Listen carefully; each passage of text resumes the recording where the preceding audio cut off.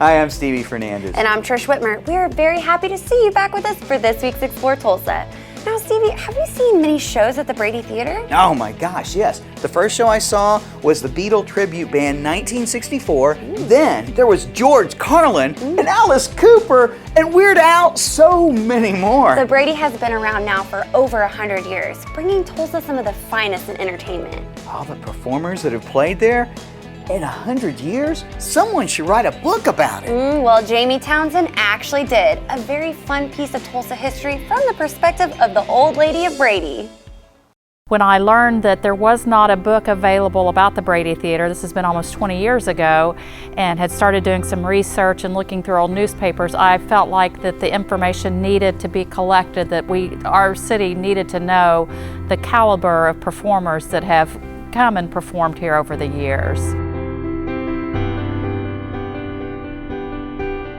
You know, the origins of the Brady Theater really came from the early Tulsa Chamber of Commerce, and it was really the Tulsa Booster Club, and they wanted to have a center here in Tulsa where conventions could be held to compete with some of the other cities. The very first concert was here in October of 1914, and it was Madame Louise Homer from the New York Metropolitan Opera. So they went for a really large star at the time, and then probably one of the most famous of the earlier years would be Enrico Caruso back in 1920.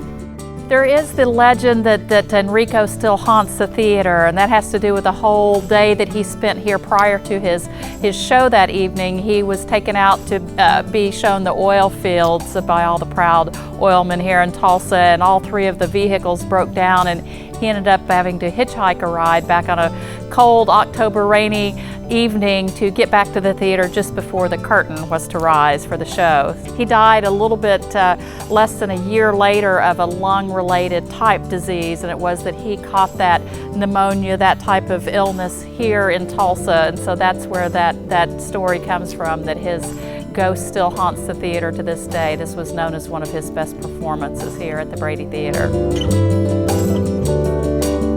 The book covers a complete 100-year history of the theater and its early beginnings, of how it was even voted into being, and the early concerns and some of the earliest performers. One of my favorite parts was really just going in and finding out, almost like an archaeologist on a dig, on a hunt, and finding the caliber of performers as I was coming across Mae West and Katharine Hepburn and W.C. Fields, and then all the greater folks as time moved on, and Buddy Holly and all that, just uncovering those performances and then getting more details about what the show was like. The newspapers were written much more in depth at that time, so you can really get kind of a full story. I went through over 1,000 newsreels to go through section by section of the entertainment sections of the papers to find out who all had performed here and what conventions had been held here over the years. And just, I think my favorite story would be of John Jack,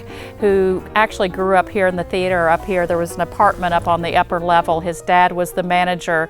He lived his whole life here until he went off to college. Grew up literally here in the theater, as this being his home. And I think what a unique story that was.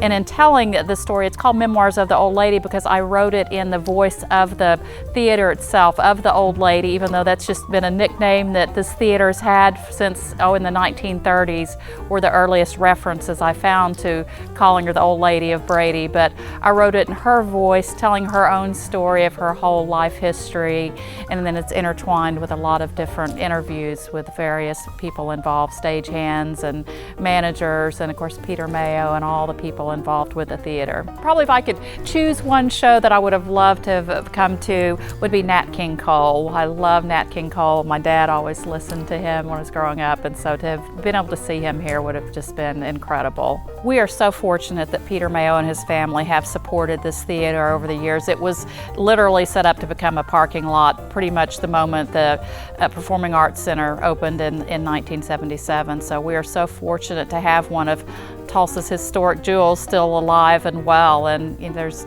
not a week that goes by there's not shows here, and I'm so glad to see that he's carrying on the tradition here of the theater.